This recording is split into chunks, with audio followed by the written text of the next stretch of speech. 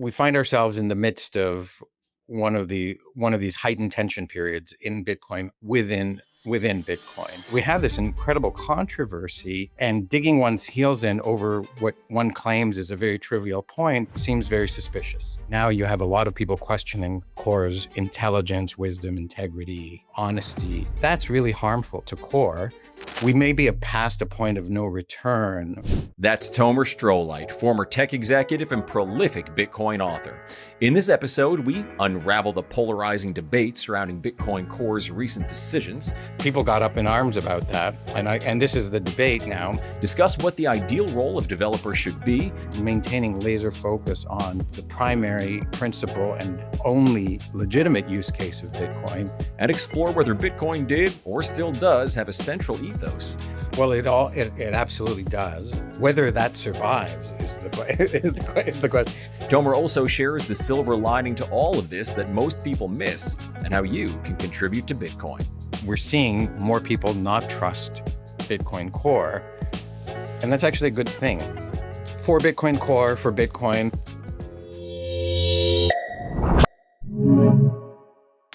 Good morning, Tomer. Well, thank you so much for joining us today. To dive right into it, you've been dropping a lot of spicy takes regarding Core version 30, calling it reckless and saying that they should be in full damage control right now. So just to kick things off, I wanted to, first of all, get a sense of what they're doing that's reckless and why they should be in damage control mode. And also to give the audience who might not be familiar with Core and the maintainers, what, in your view, should they be doing? What is the purpose? What is their role in this Bitcoin ecosystem?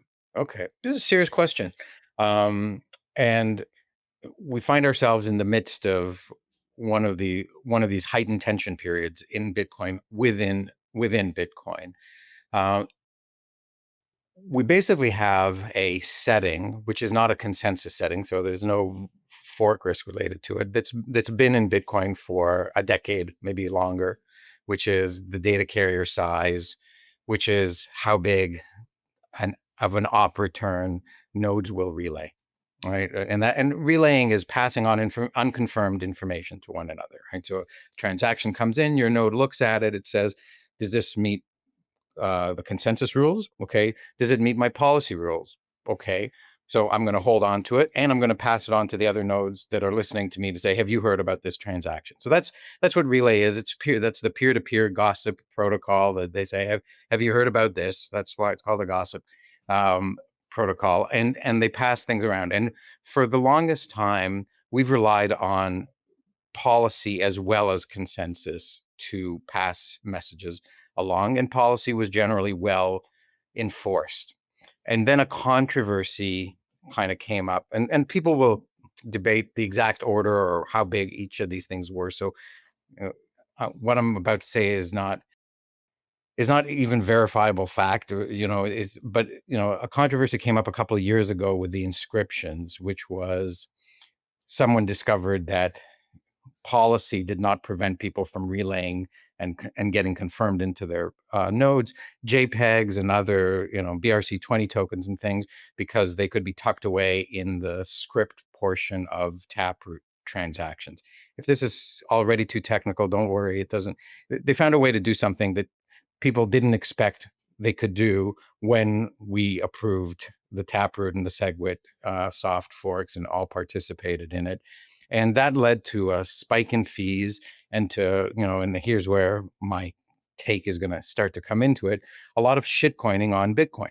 Yeah. Right? Like new tokens were created, tokens that crashed to zero, tokens that spammed the blockchain, that created bloat on the size of the blockchain and bloat in the size of the unspent transaction databases size. So it was aggravating. And initially it was like, oh, is this something to be scared about? And then on sober consideration, it's like, well, this is shitcoining. It's going to wear itself out. They have to pay fees to do this, so they're going to go broke doing this. And that essentially is what happened. The amount of big JPEGs and companies making money selling JPEGs went down a lot. Yep. I haven't followed. There's millions of different JPEGs and JPEG collections and shitcoins on Bitcoin, so it's hard to keep track of how badly they've all fallen. But I think to say 75% or more is reasonably accurate. There may be an exception here, an exception there, but they're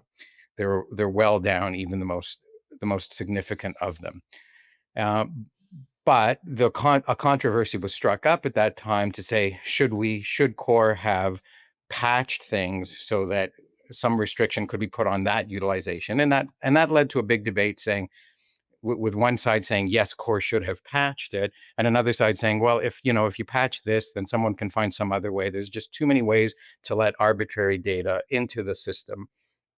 And we kind of had nothing happen about it, and everything was quiet. It was like the dust had settled. It was quiet. And then in preparation for this next version of Bitcoin Core coming out, V30, some changes were made, and a change was made to, initially it was proposed to change the data carrier size of this op return field for arbitrary data from 83 bytes to, I think, 160 bytes. And there was some contention about that.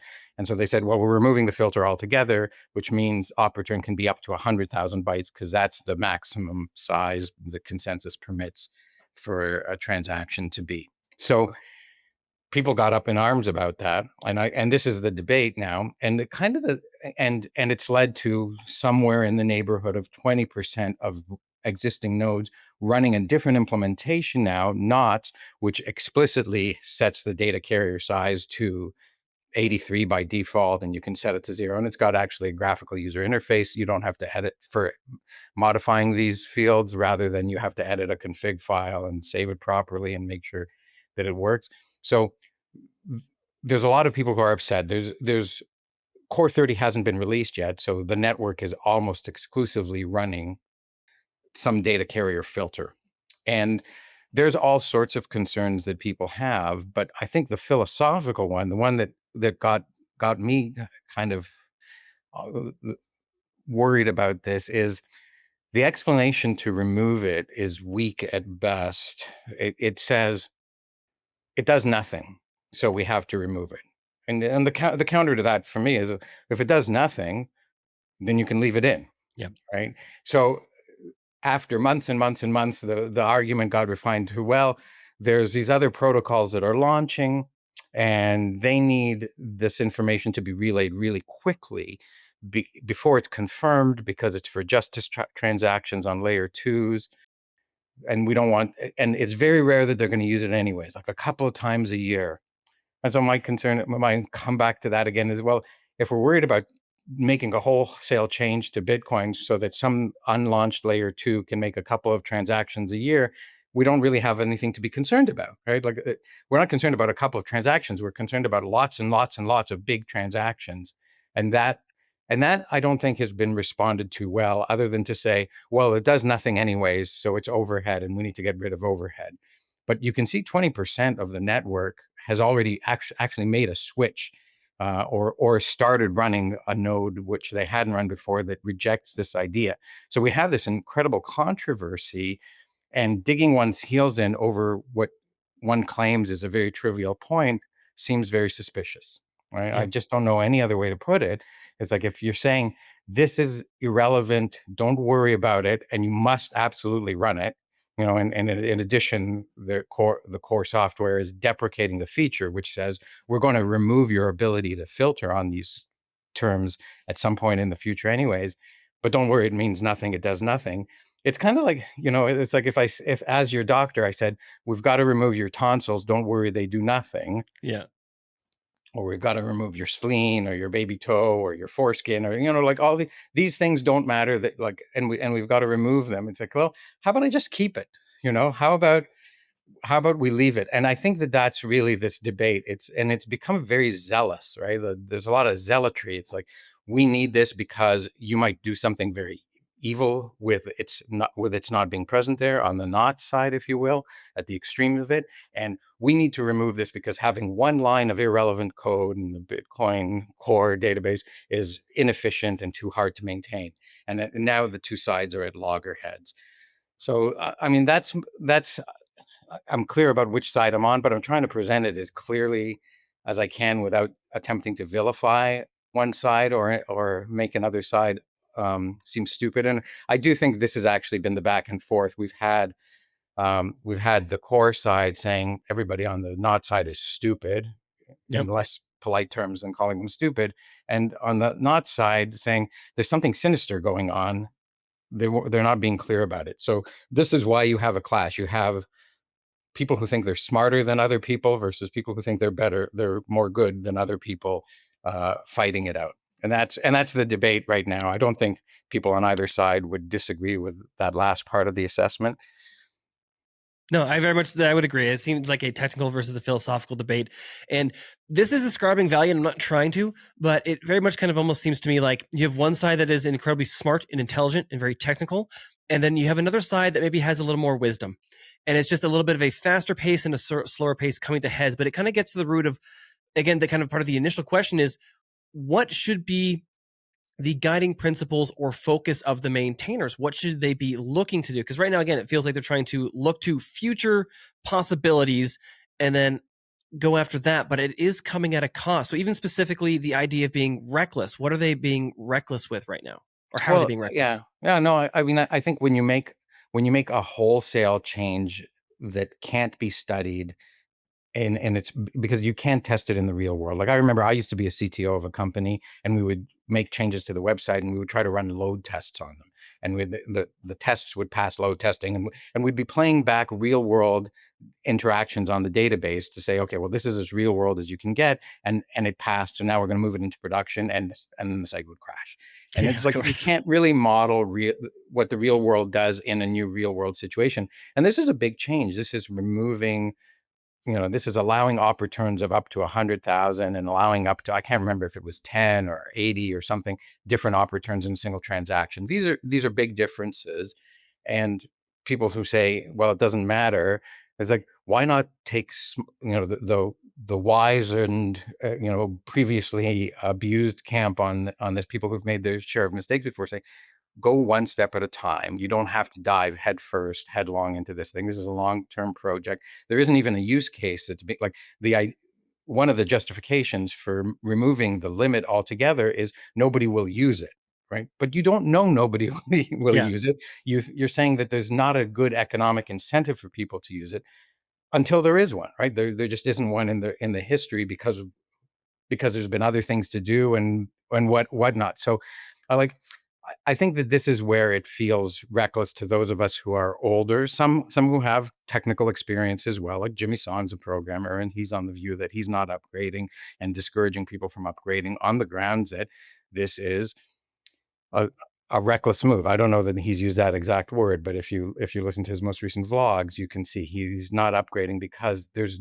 no good justification to do this all at once, and we don't know what circumstances or what outcomes it will have. So I think this is, I was thinking about this morning. It's not that my view of the other side is that they're necessarily malicious. It's that they're young and less experienced. And one of my favorite sayings, because it resonates so strongly with me, especially now as I'm older, but I kind of thought it was cute when I was younger, is good judgment comes from experience and experience comes from bad judgment. And, Yep. like I've made my share of mistakes. I like the example I just gave when I was CTO of a website.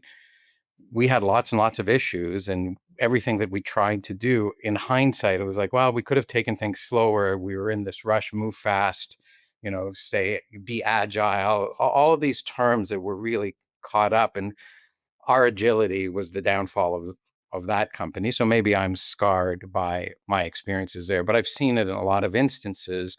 And so I'm just saying, like, if nobody's going to use this anyways, let's drip it in at best, and note and take and look carefully at what each incremental change is having before making the big leap to remove it altogether and deprecate it and remove people's ability to use it. I think that's also part of where people think there's some hypocrisy on the core side, which is they say, run whatever you want, but we're removing and deprecating this feature that you might want. So it's challenging. It's challenging to have a discussion about a hypothetical. And then when the hypothetical is like, well, what will happen if we remove this? It's like, and they say, well, we know people won't use it. And we're saying, well, we don't know that people won't use it. And saying, well, we know they won't once we remove the option to use it. But it goes back and forth, right? And I think Well, you know what I think, right? I think it's reckless to try to move too quickly, and the consequence. This last part of the question that you asked, where I've recently said that Core needs to be doing damage control, is Core used to have 100% market share. Core used to have a reputation that was revered by the user base of Bitcoin, and now you have a lot of people questioning Core's intelligence, wisdom, integrity, honesty, and so that's really harmful to Core. Maybe they no longer value being seen that way, but this issue of stewardship, like Bitcoiners want there to be some kind of stewardship of Bitcoin that caters to it as money. And I think we've also got a camp, the pro Core side is also filled with individuals who are pro spam, right? So you've got people who say they're anti spam, but there's nothing they can do about it. You've got people who say they love spam, but they love their JPEGs, and so it's this conglomeration. It's like a political group of many people, and that that taints any kind of purity of message over there. So you end up having to have five different arguments with five different classes of people who are doing these things for different reasons: ideological reasons, technical reasons, I can make money spamming Bitcoin reasons, and they all find themselves in the same camp together. And even if they distance themselves from one another, they're making the same recommendation. So they become tainted by one another's position. No, I agree. It's funny. There's a few things that I want to tease out, and then Gary, I promise I'll stop hogging the No, mic. of course. Is I feel like part of the underlying is hitting on some intangibles, and we're almost arguing about how to value or what kind of weight they should be given. In the sense that, too, like with Jimmy's song was saying, I know he made the reference point, is that there's also the unseen. Like you have to account for the unknown unknowns. What we don't, there's some things that we cannot predict. Well, no one knew that inscriptions would come from SegWit and Taproot, right? That was an unknown unknown until it popped up. So how much weight in our decision making are we going to give that possibility? As well as there's like the what would you call it, like almost like the negation, in the sense that how many transactions or activities in Bitcoin didn't happen because of the existing filters? You'd have no way of measuring that, right? You'd have no way of interpreting that information. Right. And one of the things I really want to tease out with you here, especially because of your experience being a CTO and being an entrepreneur, and I believe in private equity at some point as well too, is I am not trying to throw shade, but it's going to sound like I am. I tried to look and see if I could find if any of the existing 5 maintainers had experience in business or entrepreneurship. And the reason I was looking at is that's not necessarily being a good maintainer, but I almost get this sense from the current climate and communications that they're not giving, in my opinion, enough weight to goodwill. What is the value of goodwill? And just for context, like you can look, businesses have this on their on their balance sheet. They will have goodwill valuations, right? Microsoft, I think, was like $87 billion. I looked up. There's $3.6 trillion in goodwill in the S&P 500. Your reputation, customer preferences, your branding is so important. And so, one, I wanted to get your thoughts on because again, it's not a company, it's something different. We can discuss that further as well too. Is there importance in Core having goodwill? And the first obvious one that comes to me is that there's still some consensus cleanup and things need to happen. We might need to deal with quantum at some point. And for the fact that it's not important and it doesn't do anything, but it is hurting your goodwill, we might actually need that goodwill at some point in the future here shortly. Well, I'm gonna give you a bit of a controversial answer here. I like it. The first thing is goodwill on companies' balance sheets is not what you think it is. So it's when they overpay for when they pay for a company that they acquire and they're paying more than the balance sheet value. So like they're buying $100 million worth of cash, but they're paying $200 million. They account for the extra $100 million as goodwill. It's not that they've done a market survey and it said, and the market said this is worth $100 million, and they change and they write it. But goodwill and the brand and the trust is absolutely something that's of value. You buy the latest Apple product on the basis of, well, it's got nice new features, but you expect it'll work and not be malicious towards you. Bitcoin is a very different kind of entity, as you rightly pointed out. And one of the slogans that's been widely adopted and not refuted is "Don't trust, verify." And so you're asking, what are we facing when we're facing a lack of trust in Bitcoin Core? And so we're seeing more people not trust Bitcoin Core, and that's actually a good thing. for Bitcoin Core, for Bitcoin, for the people who don't trust Bitcoin Core. We've got a lot more people very involved in trying to understand what's going on with Bitcoin. We've got a lot more people running nodes of different implementations that act as a check and balance against one another. It's going to be harder to make consensus changes in the future, including ones that fix known issues and known problems. That's all good. Why is it good that it's hard?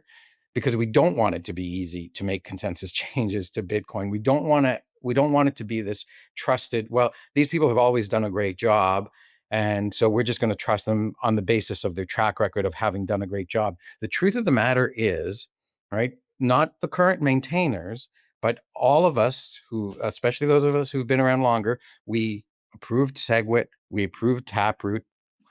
We learned from experience that we had bad judgment, and to some degree on those things for not foreseeing the exploit that came in and the trouble that it caused and the trouble that it's led to now with a loss of trust in core, right? We were all moving in this direction together, so we all own it.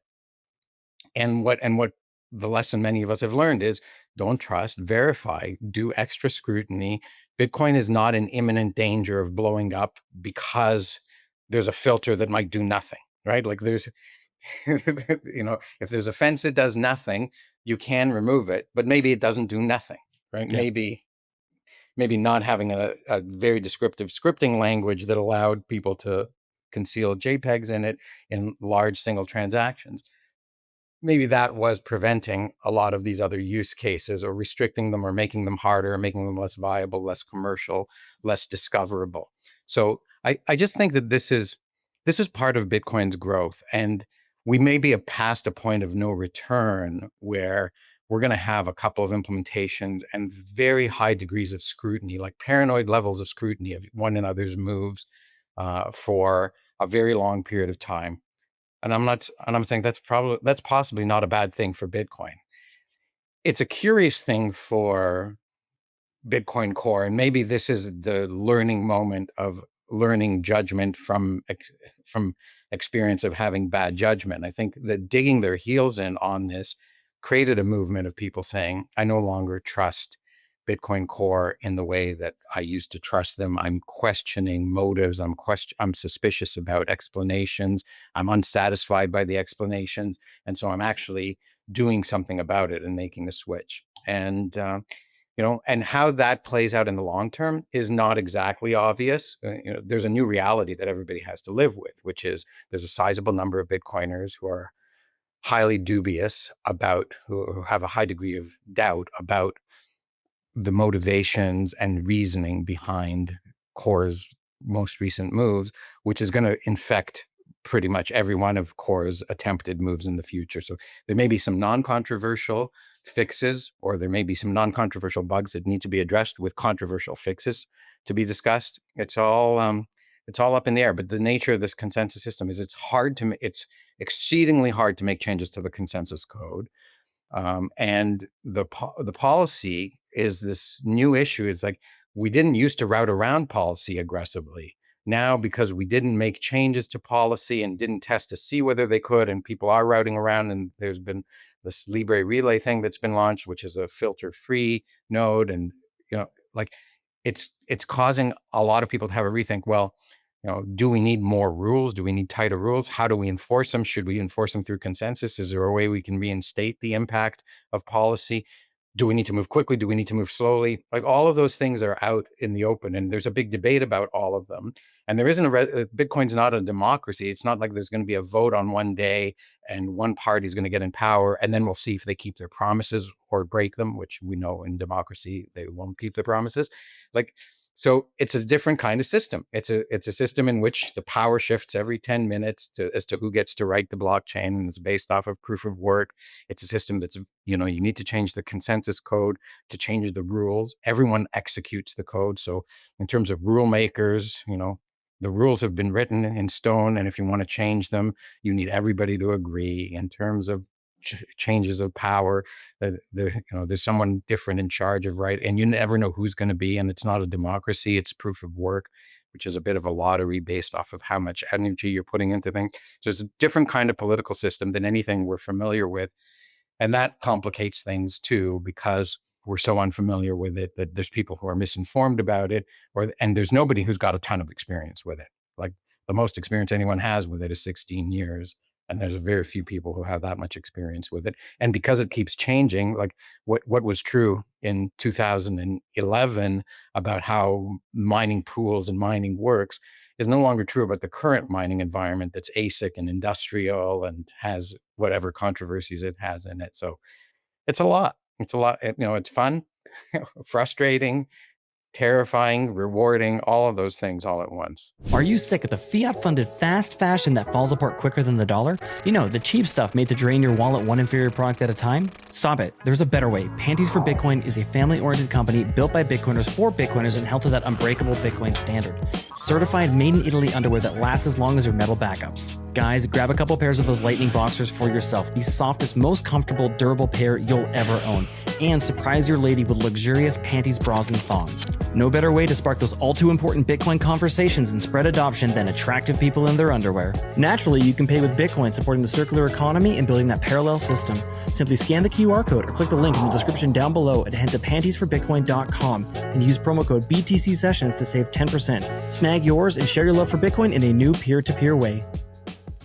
Imagine mining Bitcoin cheaper than buying on an exchange, with direct payouts hitting your wallet like clockwork. Saz Mining makes it real. You own the rig, no gimmicks. It's your asset pumping out Bitcoin every single day. No markup on hardware or electricity. They get paid when you get paid, fully aligning incentives. Mining Bitcoin below exchange cost is a great way to DCA your stack. It's so simple, anyone can do it. No tech skills required. You get white glove support and education, a rig performance guarantee, plus it's powered by 100% carbon-free energy prioritizing renewables. Ready to take control of your Bitcoin future? Visit sazmining.com by scanning the QR code or clicking the link in the description down below to book a free consult and start mining today. No, I agree. It's funny, just quickly. The idea, I'm kind of with you in the sense that I would like more implementations, more people working on different kind of versions of the Bitcoin client. And I'm reminded of the argument for why hash centralization was always you could kind of hand that a wave in the sense that if there was a pool that was a bad actor, we could just move to a different pool. You could just point somewhere else. And it would be nice to have that same sort of thing with regard to the Bitcoin client. Like if there's an issue with the ones maintaining it, we can just go somewhere else. Gary, your thoughts, my friend? No, Nathan, what you're saying on face value makes total sense to me. You'd want options. Ideally, you don't want just one central committee deciding everything.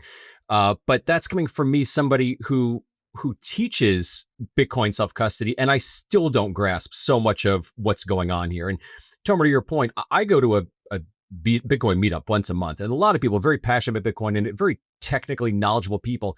And 95% of the people there could not explain to you exactly what is going on with this core knots debate. Now, there's one guy in there who, really good guy, really technically proficient. He'll tell me that this is all much ado about nothing. It's not a big deal. It's a lot of FUD. Just go on doing the thing. And maybe he's right. I don't know.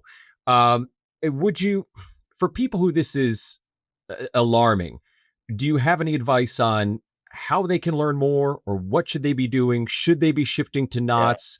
Yeah. And any tips? Yeah, I think it depends on how much you're prepared to learn technically. That's the first thing. Like, are you ready to go? Like, how much effort are you prepared to put into understanding how the network of Bitcoin forms and passes messages along and doesn't pass messages along? If you're really interested in looking into that, then you can better understand the debate on both sides. And I tried in my earlier comments to talk about what this gossip protocol was and what the relay protocol was, and but then you also not just only need to have it explained to you and to understand it, then you need to reason about it. You need to think about it. And I think why a highly technical person might say to you, don't worry about it, this doesn't matter. It's like, it's not a risk to Bitcoin because Bitcoin will continue to operate, whether people put in big op returns or not. Things might get relayed, they might not get relayed. Only experience will tell us. There's people with strong opinions one way or the other as to what will happen if there is relays, if there isn't relays, but you won't know. But it's not a threat to the operation of the network, because the networks will continue to relay only consensus valid transactions, and potentially also make it hard for policy invalid transactions to get mined, or maybe not, right? Like that's what This is much more a debate around pace, wisdom, philosophy, taking choices, giving choices, and there's arguments to be made on both sides. But the reason I don't give you a straight answer is because you have to be prepared. If you really want to understand what's happening technically, you have to be prepared to understand what's happening technically. If there's a problem with metaphors, people try to keep giving metaphors like I did with having your spleen removed, but someone on the other side would say, well, it's not exactly like having your spleen removed. It's not an invasive surgery. There aren't necessarily side effects. I would say, well, maybe there are side effects. And then we get lost in talking about spleens and surgeries and hospitals and stop talking about Bitcoin. So like, if you understand what it is for what it is, you can reason about the what it is without needing a metaphor. If you don't, then you need metaphors, but metaphors are ultimately only go so far. So I don't know if that's terribly helpful for No, you. it is. I guess I don't know if you have an answer to this or not, but for somebody who, not necessarily like a layman on the street who knows nothing about Bitcoin, but somebody who's been into Bitcoin for, say, minimum 5 years and is somewhat passionate about it, someone who at minimum can self-custody, how many hours of study would they need to put in to sort of get what this debate is about? Probably not more than 5, to be honest. Like Okay. I think if you want to actually understand what's going on here, we're talking about how Bitcoin nodes communicate with one another and if we envision the network as being all these peer-to-peer nodes, but we take the ones that are mining nodes and put them at the border. So it's like everyone's inside the circle and the mining nodes are at, when a miner receives so somebody creates a transaction and it bounces around and relays around and eventually gets to a miner and then eventually gets mined, and then it's in the blockchain, and then it's written forever, unchangeable, immalleable there. And so if you understand that, like if somebody kicks around a ball, a transaction starts to send one through, if it's consensus valid and policy valid, it'll just go through every node that relays it and get out to the edge of the network where a miner will pick it up. And if as long as there's a good fee, it'll get mined eventually, right? If policy is stopping it, then some nodes will relay it who aren't enforcing that policy, and they have to find a different path to the edge of the network where the miners sit. And now there are nodes that called Libre Relay that really are very permissive. They've removed all the filters. So if you end up connecting to one of those and they're connected directly to a mining node or to many mining nodes, then what they're going to try to do is bypass all the rest of the network and send your consensus valid transaction to the miners where the miners will mine them. Now, the miners also run Bitcoin Core or Bitcoin Knots or their own customized versions, and they also have their policy. So they don't put in certain things that are consensus valid as well. Or if they, as long as all the miners, let's say, for example, all the miners right now are saying, I'm not taking op returns greater than 83 bytes. Well, you can Libre relay them all you want around, and everyone else could have whatever policy, but the miners aren't going to mine it if they're all running this policy that says, I'm not accepting into my mempool, my block template, these things. And now some miners also have workaround solutions like Mara's Slipstream, where you can go straight to them and send them something. But that requires some measure of KYC. And I'm sure that they look at what's going in. If you're sending a big image and it's a big picture of someone doing something grotesque, then they're probably not going to mine it for a small fee because it's them who took money to put it in the Bitcoin blockchain. So that now you're starting to get to the edge cases. But I hope that explanation of how the Bitcoin network moves transactions around before they're confirmed in the blockchain was useful enough that you can now reason enough about the difference between consensus valid and policy valid transactions. Well, Yeah, go ahead. no, I was gonna say I like the image, the way you're talking about having it bounce around. It put an image in my mind of the way. Sorry, this is going to be really technical, nerdy, like nuclear fusion works in the sun and how some photons get out, but most of them bounce back in. I don't know, it's a silly thing, but it got me thinking of how you were into Bitcoin art and producing different movies, videos, ideas. Exactly that, because not all of us learn the same way. I'm currently dealing with a client, a protege with our company, Bitcoin Mentor, who's like, she's still not quite grasping what we're talking about. She said, can you draw this out for me? I'm a visual learner. And I don't know, we might get into that later. Maybe we're still focusing on, core versus not that. But at some point in this discussion, I'd love to talk about that with you, about, how much of a benefit it is to teach people and present things in different ways. Because what you just did right there did help me consider it in a different way. And I thank you for that. Okay, great. Well, I'm happy. Yeah. So if you draw a picture of a big oval or a big circle and draw a bunch of nodes on there and call those the mining nodes, and then put a bunch of random dots in the middle and draw like 5 or 6 lines between each of these random dots, that'll show you. Then you'll be able to look at a picture and say, oh, that's the topology of of smaller Bitcoin network. You don't have to draw 20,000 dots because that's how many nodes there are, but it'll give you a smaller version of it, and you can see, like, if this guy creates a transaction, it can how here's a path as to how it gets to a miner, right? But if these guys aren't relaying it, then it never gets to a miner. And that's been the idea behind filters, right? That you have to go directly to a miner, which is inconvenient, and then you have to have a relationship with them, and they have responsibility for what they've done if you're bypassing these rules. But now it's become easier to bypass these rules, or there's been exploits that rules haven't been written in to filter, and that's what's got people upset about. Cool. I do want to talk about kind of art and the ethos of Bitcoin, but there's something that you said there I want to tease apart a little bit, because I've been playing around with this idea, and I don't know if it's necessarily accurate, but the idea of responsibility. So you were mentioning that perhaps if you're going directly to a miner and they're putting something into the block, they might be responsible for what they choose to include. So they have their own filters and stuff on it too, by the way. Do the core maintainers have any responsibility for what's included in the Bitcoin Core client and what may result from that? Now, the reason I'm bringing it up from a philosophical standpoint, if I can try and make this case, because I've been thinking about like who owns Bitcoin Core.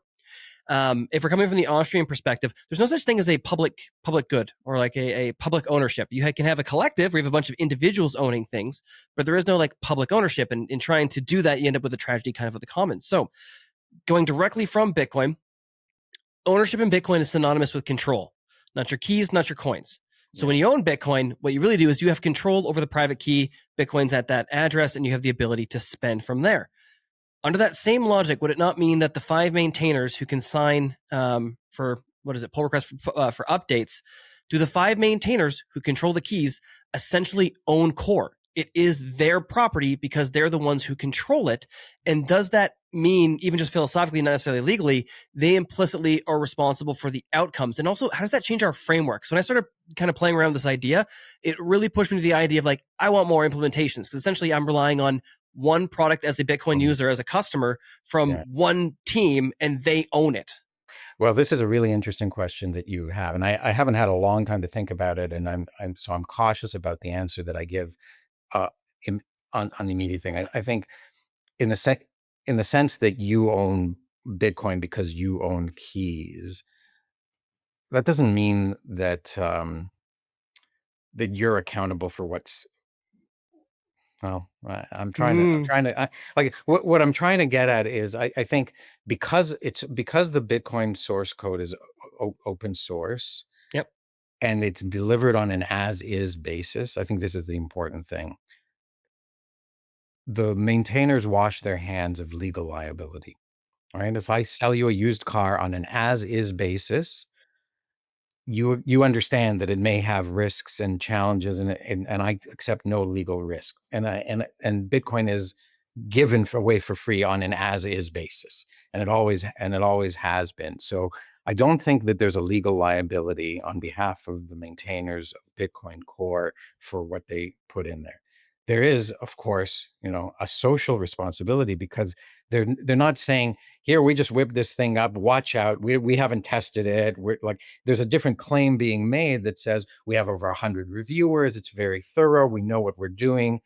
So there is a trust us element in terms of the quality of what's being argued is being presented to you. Again, I don't think it creates legal liability for what they do, but it's social reputation that's included and involved here. And so I think that there's a big distinction between having the keys and having legal liability, and that's why this whole thing is coming down to social reputation around how you're doing it as opposed to just what you're doing.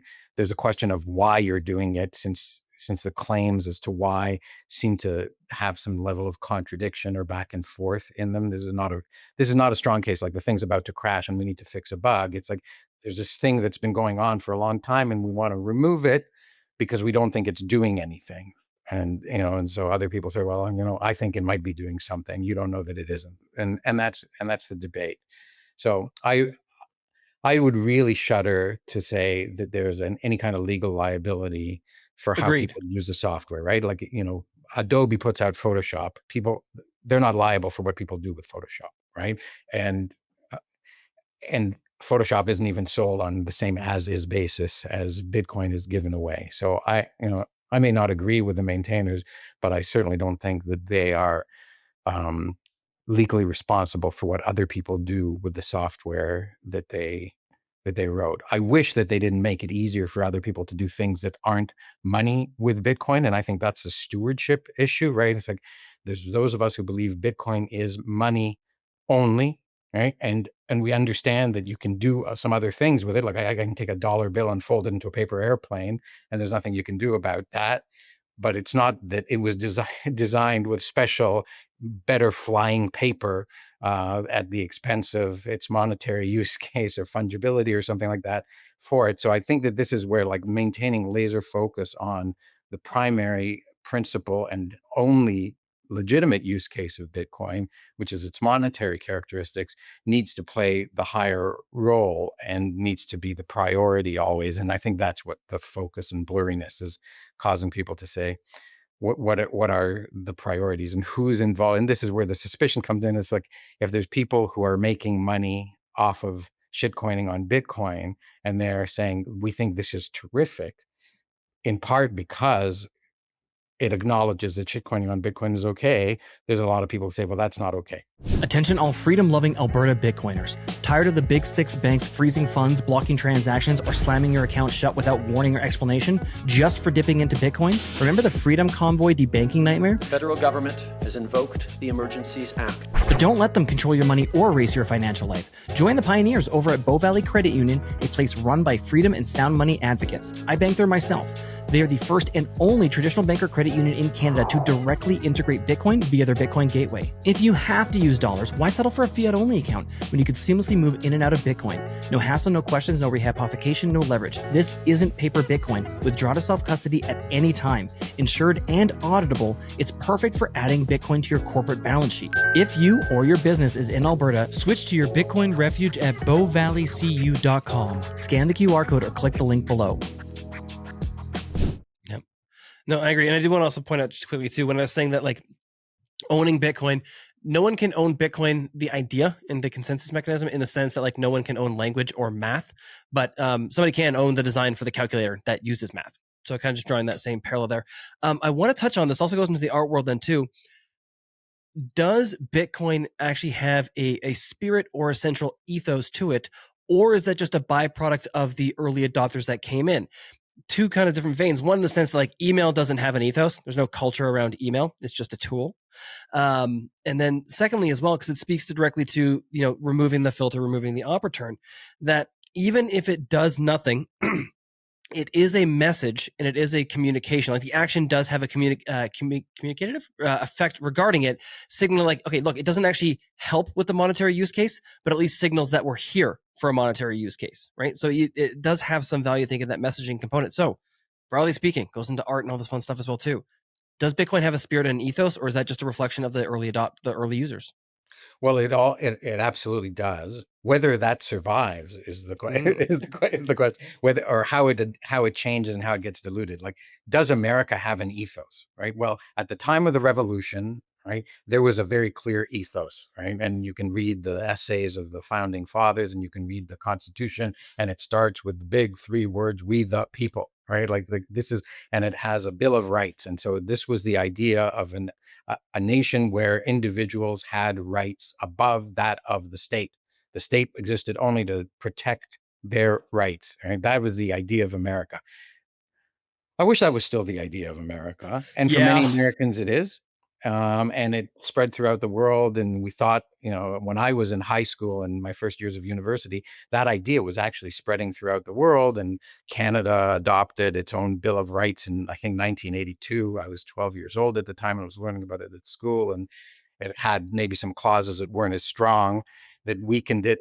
So it wasn't as strong as the American Constitution, but there was still a Bill of Individual Rights, a Charter of Rights and Freedoms. And many other nations in the world were copying the same idea. But we now live in a world where that isn't the culture anymore. People are prepared to trade off their individual rights and those of their neighbors for security, money, all sorts of things. And so the idea isn't as well enforced, but the idea, the spirit's still there, right? The American spirit, why so many people want to live in America, and why some people who've never set foot in America say, I am an American in spirit, because they believe in individual rights. That is very much what we're going through in an accelerated manner in Bitcoin. There are people who say money should be undebasable, unseizable, finite, measurable, divisible, transmissible, permissionless, censorship resistant, all of these terms that we use, which are the idea and ethos behind the creation of Bitcoin and its manifestations. Satoshi could have made all sorts of other considerations that would have made those features diluted, different, altogether not existent, but he didn't. Right. And so people were attracted to Bitcoin because its technology produced these effects, right? The emergence of sound money was predestined in the choices that Satoshi made in creating it. So Bitcoin absolutely has a spirit. The spirit of Bitcoin was the spirit that Satoshi figured out a way to put into it. The ideas weren't all his in terms of what money should do, but he found a way to engineer a decentralized digital money that did do that. And that's the great invention, and that's the great spark. So any attempts to dilute Bitcoin's ability to be money is controversial. And this, again, going back to this controversy, right? It's like there's two traits, right? Like, is money meant to just be exchanged? That's the not side. Or is money more important than money is permissionless, so you can make paper airplanes out of it too, right? That's the debate. Like, that's what it's coming down to. And which is more important, because it seems that these two things come up. If they could both exist harmoniously, then there wouldn't be a debate. But there appears to be a trade-off between these things. The more paper airplanes you make with money, the less people see this thing as money, especially during its adoption period. And the more you restrict people from doing anything other than money with it, the more you risk preventing people from doing money things with it too, would be the core side of the extreme core side of the debate. It almost seems like it's a push and conflicting forces between permissionlessness and fungibility. It's not so much fungibility. I think it is just it's purity. Like it's the permissionlessness versus focus. And I think that because because software is so malleable and can do so many things. The argument that has come from the core side, some proponents of the core side, is Bitcoin is just a database. Well, everything is just a database, right? So if you say that Bitcoin is just a database, you're saying Bitcoin's no different than anything else, and you're not saying it's the greatest money that's ever existed, and that's the purity element of it. So this, I think, is where people are really caught in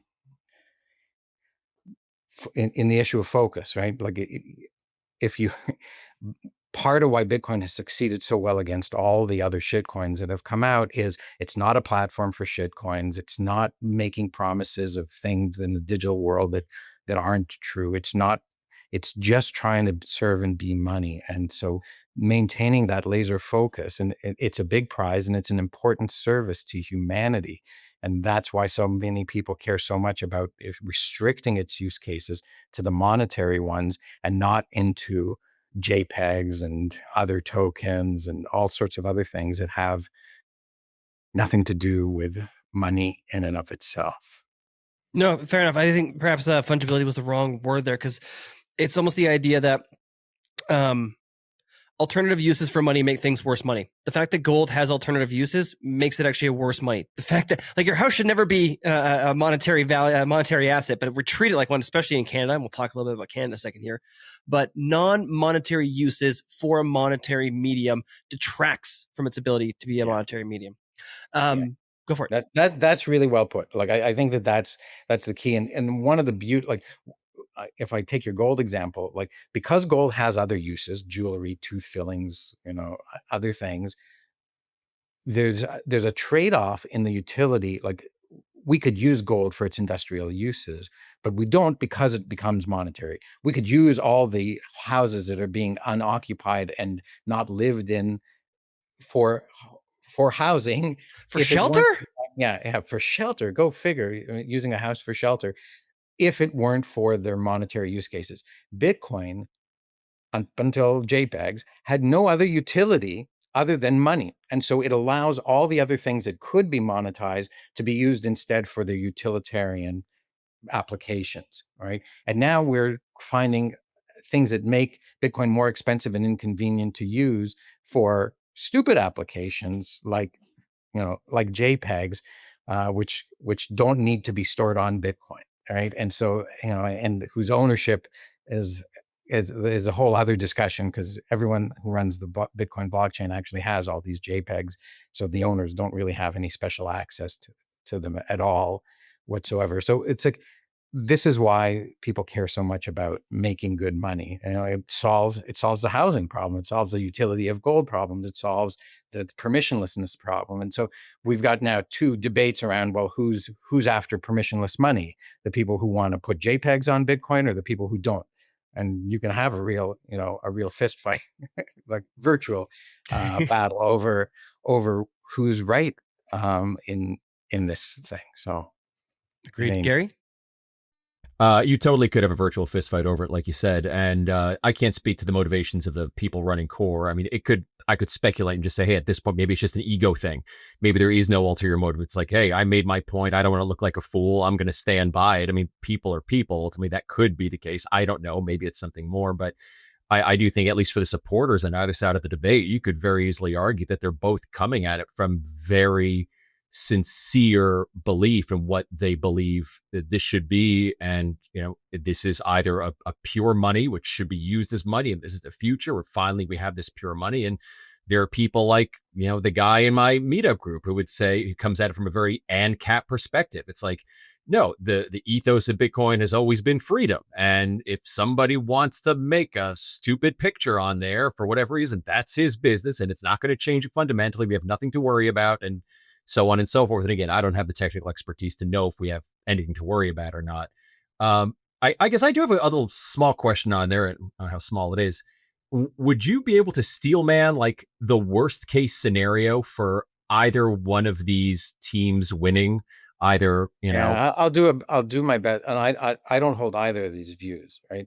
So the worst case scenario from the Core side is you force use cases on people, and then the government can come in and force use cases on people too, right? So it's like you say you can't put pornographic images on the Bitcoin blockchain, and they say, well, you also can't put anti-liberal party messages on the Bitcoin blockchain because that's a danger. That's a bigger danger to society, right? So that's kind of, you allow censorship into the system because you don't put JPEGs on, and now you allow free speech censorship. So that's the one side.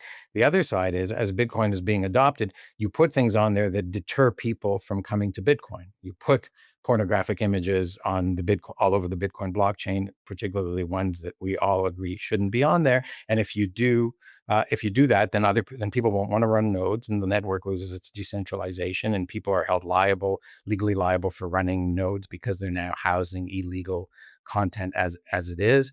And you end up with Bitcoin losing its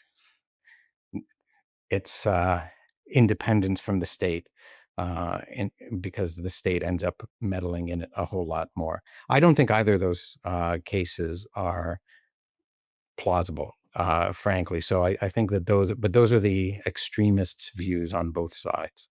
What's the worst case scenario to, and I guess maybe I misunderstood what you were saying, the worst case scenario to leaving the filter on? I mean, is there a cost to this 83 byte filter? Is there a, No, I don't. I mean, I think this is why I'm. This is why I am where I'm. Like, it's the 83 byte filter is there. Nothing. It's not. If it's not preventing people from doing anything in the first place, anyways, leaving it there isn't going to do anything. If it doesn't do anything, leaving it there isn't going to make things worse, right? It's like, but the, there's a very thin argument to be made for removing it, which is these Citria type protocols, although not Citria itself, needs for the justice transactions to be widely relayed before they're confirmed. And so that's the use case that it allows. And at the same time, it says, you know, anything above 160 bytes won't be used at all. So don't worry about it. We can allow it and don't worry about it. So I don't think that there's a steelman case for that. Like the strongest case that comes on that one is it's useless code. Having useless code has a maintenance cost, and we don't want to incur that maintenance cost. That's not a very strong argument as far as I'm concerned. It's like we can get around to it. It's obviously not very expensive. It's not like people are looking at that line of code all day going, oh my God, what are we going to do? It's so hard to maintain. It's so costly. It's so expensive. So I think that's an exaggeration. okay. Not a steel man. It's like, you know, if you leave that line of code in there, it's not the end of the world. So there's no end of the world scenario for doing nothing, because this has been done for the last 16 years or 10 or 11 years since op return, and its filter has been in there, which is why I think a very conservative point is just why mess with this? This isn't something that's broken.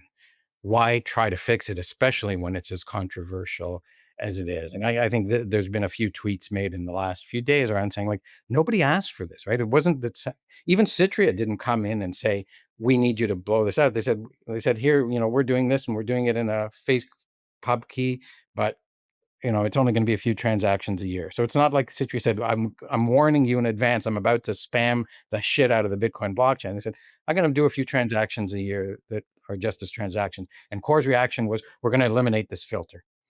And we know it's not going to change your behavior, Citria, but it might change the behavior of others who we don't know who exist yet. So it's very hard to steelman the case against status quo. And if someone can do a good job, by all means, let them. I haven't heard that argument at all. I've heard the argument around, you know, the more limits and filters you put in, the more you invite censorship. And that has its arguments for and against as well. But the argument against the status quo, when you say the filters can be routed around and they're doing nothing, it's very hard to then say, so leave them. Yeah. I say the one that I've heard, which I don't think is a strong one, but I may have it wrong as well too, so don't take this as necessarily accurate or correct, is that if you have things like Libra Relay and preferential peering, and we have things like Slipstream going directly to the miners, that there is a slight risk of miner centralization in the fact that if they are the only ones that see that transaction and then it gets included into a block, it takes longer to propagate throughout the network because that transaction hasn't been seen before. It has to be validated before it gets passed along, before it's necessarily included, which means the miner that is using those services or using those systems gets to start mining on the next block a little bit ahead of everybody else. Now, the reason that I don't think that that's necessarily a concern is because the flip side of that is that their risk of being orphaned is also larger as well too. So for me, it's like, risk reward, take your coin. Right? Take your pick. You know, and this is why some people have said it's like picking up pennies in front of a steamroller. It's like for the extra fee of one transaction that nobody else has, you're relaying and you're finding a block that takes longer for everybody else to validate, and someone may discover another block sooner. So it's 6 of one, half dozen of another, and it's not real. And this isn't. I would say it's not even in the top 10, or it doesn't contribute 1% to mining centralization, or it's not one of the top 10 reasons for why mining has become centralized, right? It's not like people were, well, that pool takes JPEGs more than this pool, so I'm going to mine with that pool. And in fact, I think what we saw was on the margin, even when JPEGs were in high utilization, if you were mining blocks without the JPEGs, you had like a de minimisly smaller fee that you captured because the economic transactions were bidding up to be there. It wasn't like you had JPEGs paying this much and regular transactions paying this much. Regular transactions wanted to be in the blockchain, so they were maybe paying this much, and that was the difference in revenue. So all of these arguments around miner centralization, I think there's much bigger things to do to decentralize mining, which I'm not the expert on all those different things, but slightly faster, slightly more higher fees are not what's driven people into centralized mining. It's been the availability of equipment, the power, where power is cheaper and where it isn't, the inability to form your own block templates and have a likelihood of success, which is now being addressed through datum. So like those are the things that will allow miners to be more decentralized, but some of these centralizing forces are kind of natural forces where there's cheap power and available only to a single party or so, then you're going to get centralization around that power source. Agreed. Gary, do you want to hop in with anything? Or I have a ton of questions that just keep piling up. Well, no, I mean, I don't want to get in the way. If do you have something more on Knott's core? If you finish specifically, actually, I want to do a slight little shift there, nice little segue based on what Tomer was saying, and I do want to get because I know you're coming. I'm going to see you at the Canadian Bitcoin Conference coming up here soon on October 16th through 18th, I believe, if I'm not mistaken. So I do want to ask you about the state of Canada, but that was just that made me think about mining just in general. I'm curious if you have any thoughts on how mining as a, we'll say, profession, business might evolve in the future. Because I don't think mining is going to look like it looks like today. And I'm curious if you've given this any thought.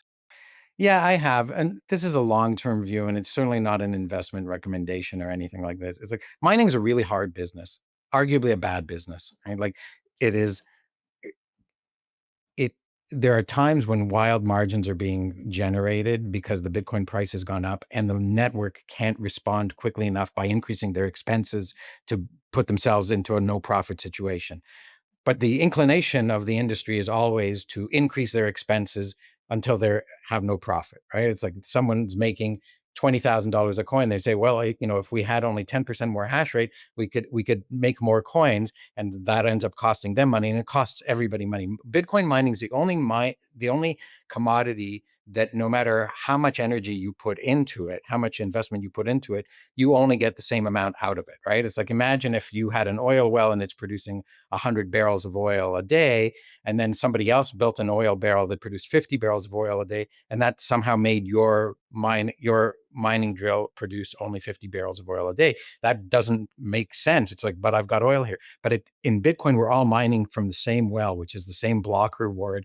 And so the industry has this, through competition, these economic incentives to invest until they're unprofitable. Yeah. And that's why in the history of mining, we've seen all these turnovers. We saw individual miners get replaced, with miners that had more efficient technology, first GPUs, then FPGAs, then ASICs. And then we saw the rise and we saw a lot of businesses we saw a lot of manufacturers go out of business. We saw a lot of miners go out of business. And then we saw the industrial miners start to happen. And we saw a lot of them have really bad stock returns, and some of them have to declare Chapter 11 bankruptcy.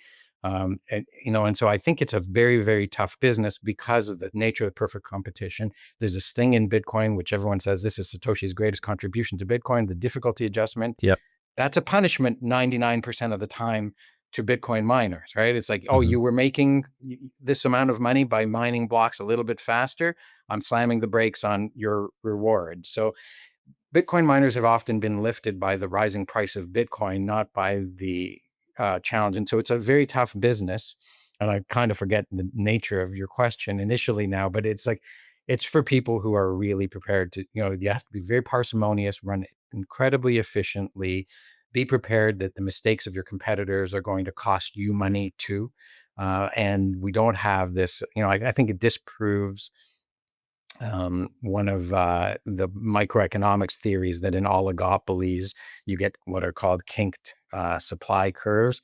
You tend not to in Bitcoin, right? Like the supply curve, or the demand curve for Bitcoin mining energy and equipment continues to move towards perfect competition. And in perfect competition, according to Economics 101, everyone earns only their marginal cost of production, and they lose their fixed costs. And that's certainly been consistent with on a zoomed out basis, the history of the mining industry. It's a very hard business to be profitable at. And people who do mine, maybe. So my long-term prognosis is it will be integrated into people who have other businesses that produce surpluses of energy, and it'll be integrated into people who have ideological connections to Bitcoin's decentralization, rather than it'll be a good standalone business on its own. But how long that takes and what we have to go through to get there, I can't foresee with accuracy. Yeah, I'm in complete agreement. That's very much where I see things progressing to as well, too, that this commercial mining industry won't exist, that mining won't actually be profitable. It'll be like a cost reduction for energy producers or people who already had that stranded natural gas, that waste to begin with. And it'll be a way for them to soften their costs, but it actually won't be at a profit. It'll be a almost like a side activity to whatever their existing business is. Yeah, it'll only make sense if you're already producing energy. And there may be specialized like consulting companies that do the mining portion of your work for you, but they won't be the miners keeping the reward. They'll be charging a fee for administering the mining efforts of the power producers. And they may have an equity joint. So, like the nature of all the financial engineering that the market does to structure these types of activities is different from what we're both in agreement on, which is, as a standalone operation, it's very, very hard to buy power and buy equipment and produce a profit long term. Agreed. Gary? Yeah, if you we kind of transition, Bitcoin art a bit. I mean, you have it right behind you. It's beautiful, and I do want to touch on Bitcoin art. Aside from just aside from just the aesthetics of it and how beautiful it can be, I was listening to an interview you did, I guess about 3 years ago, about Rand and the Fountainhead and Atlas Shrugged. And I'm a fan myself. I don't know if you noticed my mug. If you can read that, yes, there you go. Wagner Donneschild. Yeah, is that how you? Have I been pronouncing it wrong the whole time? I've been saying, I've heard Ayn Rand pronounce it differently from her student Leonard Peacock, from everybody else. So none of us are. Is it Ragnar or is it Ragnar? Is it Donneschild or Donneschild? I don't know. Donneschild. How do you doing it the English way? Ragnar. That's Ragnar. What I say. There you go. But at one point in the interview, you guys talked about how marketing is. I don't know if you were saying this or if the person interviewing you were saying this, but marketing in a sense is lying. You're highlighting the benefits of something and you're kind of downplaying the negatives. And ideally with Bitcoin, you don't need marketing. Bitcoin is what it is. It's going to do what it does and it gets adopted as it will. And I definitely think there's a lot to that. But on there is another point where I do think, and maybe I'm mistaken about this, marketing is useful, if only to try to get as many people on board as quickly as possible before the state can really jump in and start trying to do things that hurt it. I don't think the state can destroy it, but just kind of slow down adoption. And, the more constituents can be on board, the harder it is for politicians to go against a broader and broader base of people who adopt Bitcoin. So I guess in that respect, it comes to the question of, I do think there is a use for art in Bitcoin beyond just, the aesthetically pleasing nature of it, to help spread Bitcoin and help present it in a way that other people may not have previously considered. I watched some of the movies you made. I even read something, you may have even seen this, called the Time Chain Codex. Have you seen that? I've seen it. I edited it. I didn't even. Oh, there you go. Oh my goodness. See, shows you the research I did, because I love it. I'm the editor. It's authored by.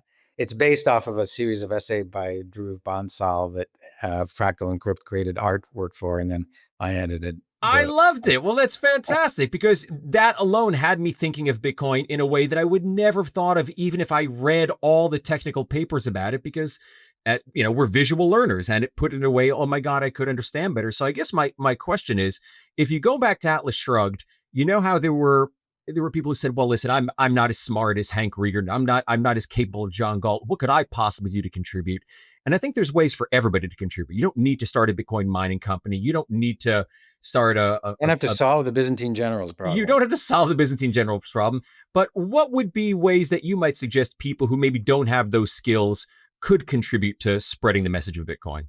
Yeah, listen, I think this is a really good point. And it doesn't quite get on art, because it gets on whatever you're gifted at. If you're a gifted artist, then you may choose to apply art. If you're a gifted developer, you may choose to analyze the code or develop code or write create wallets, create some application that incorporates Bitcoin, and so on and so forth. So I think if you're passionate about Bitcoin and you want to help it, well, the first thing is buy some and hold it, right? And do so in self-custody, and do it the right way. Like become Bitcoin, become a part of the Bitcoin network, and talk about it to the best of your ability, or refer people. And the best of your ability may be go and read so and so's book, right? Like, and that's sometimes a hell of a lot better than trying to explain it yourself if you're not expert at it and can't make the case for it. So be an advocate for it.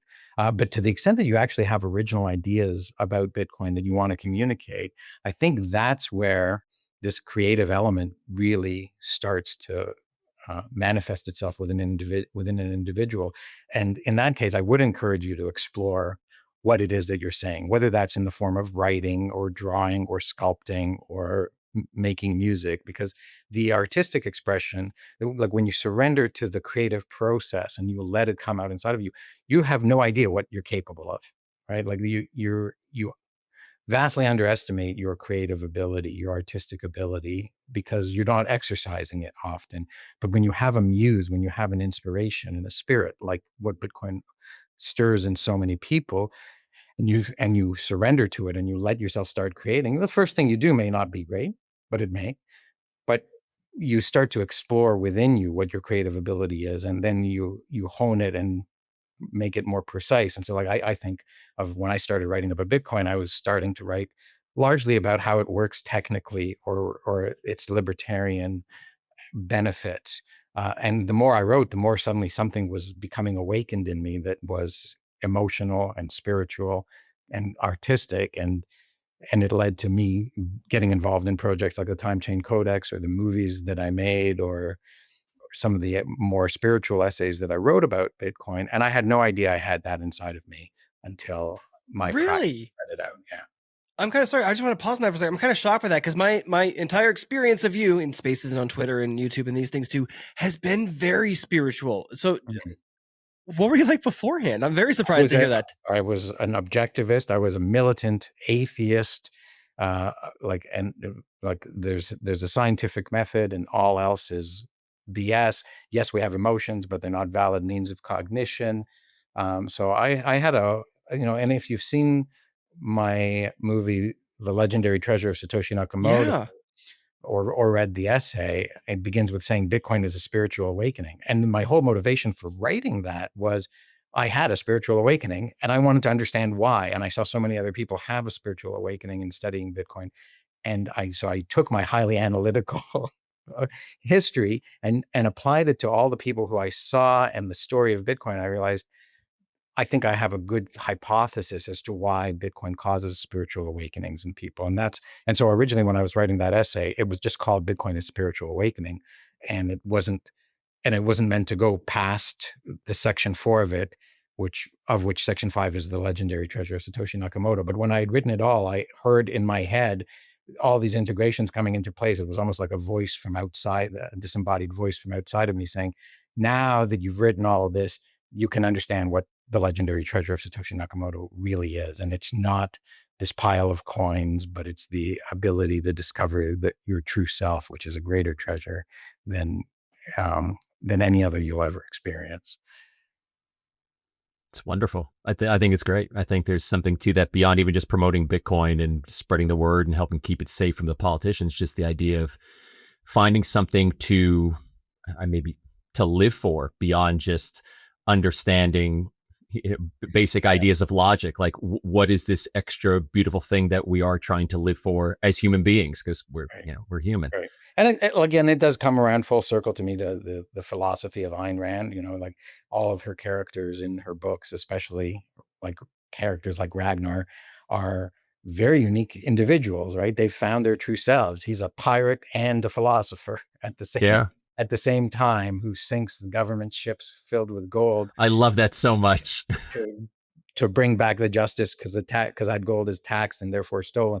Like that kind of personality is the hero that she envisions. And the ability to be a hero yourself means to be who you are and to live fully within that, especially in a philosophically consistent manner, not to just be, a wild brute, but to Mhm. have both mind and body aligned with your values and reality at the same time. That's her ideal of a hero, and we see many people like that in Bitcoin. But again, just to your earlier point, is like, what, when you're saying what do you do, it's like, you don't have to solve the Byzantine generals problem. Satoshi solved it. Nobody has to solve it ever again, and you can't resolve it either. Right? You can't be the first person to solve it again. Like, that's done. Check. Humanity has that achievement, but it enables so many more achievements. And so you don't have to be John Galt. You don't have to be Satoshi Nakamoto. You can be you, and you shouldn't be anybody else but you, right? But you have to figure out who you is. And Word. all right, I'll leave it at that. I think I've made the point. No, it's great. I love it. Thank you. It's funny. This is not well thought out. It just kind of struck me as we were talking, so I had to play around with the idea a bit more to see if there's any validity to it. But we were talking. I asked earlier about the ethos and spirit of Bitcoin, but from the way that you were describing what happened to you, I'm almost wondering to myself, does Bitcoin have an underlying spirit or ethos, or does Bitcoin unlock an underlying spirit of ethos of humanity that's already there? A return to desire for beauty, for meaning. Because you're right, so many people go through this, myself included, go through this same transformation. So is it Bitcoin introducing something, or is it Bitcoin exposing something that's been just basically beaten down and pulled out of us by the existing system? Now, I think it's the latter for sure, right? Bitcoin doesn't create the human desire for freedom. That human desire for freedom existed before Bitcoin, right? Bitcoin doesn't create, like, Bitcoin maybe helps us see more clearly that vision within the world and within ourselves. But it's not the creator of that. Bitcoin is the creation of someone who held those values and enough genius to engineer those into computer code and a decentralized computer system that runs. But as we were talking about America before, I had one tweet that I really liked, which is that Bitcoin is the most American idea since the idea of America. And Yeah. it was like, that's that idea, that culture, that spirit exists, and it existed before America existed, but it never existed in a nation before America existed, right? So America was the nation that invented a Bill of Rights that was supreme above the state, and that's been worn down since, regrettably. And Bitcoin's the software, hardware, physical, digital system that manifested in the realm of money that spirit, in the 21st century. I'd be remiss if I asked you then. So we're talking about America and the American ethos. You and I are unfortunately both north of the ice wall. I'm curious. I'm curious. What's your kind of view of the state of Canada right now? And one of the reasons I asked as well too is Gary and I were just speaking with Jeff Booth, and he's left. He went to the U.S. Did he? Or did he? Yeah, or who knows? But I very much am starting to feel a little bit apprehensive about being here, and am somewhat concerned. And I'm in Alberta. You're in the heart of darkness there in Ontario. Yeah, listen. First of all, is Canada anything, right? Like, America is something, and it's having a battle over what it is, whether it remains that thing purely. What is Canada? And the best, I've lived here for 50 years now. I was an immigrant, but I was only in kindergarten when we came here. And to me, what Canada represented was first of all, a very civil society, one that does respect individual rights, that was a reasonably low density population that brought the best of high density populations to a handful of cities, but managed to manage vast resources with hardy individuals. We have the biggest freshwater lakes, we have these giant nickel deposits, we have the biggest forests in the world, we have the biggest plains, and we have less than 1/10 the population of the United States to manage those big things. And so we had these big engineering projects, giant highways, giant railways, giant dams, giant hydroelectric facilities, nuclear power plants. We really had an industrial engineering competency that was world class and unique in the world.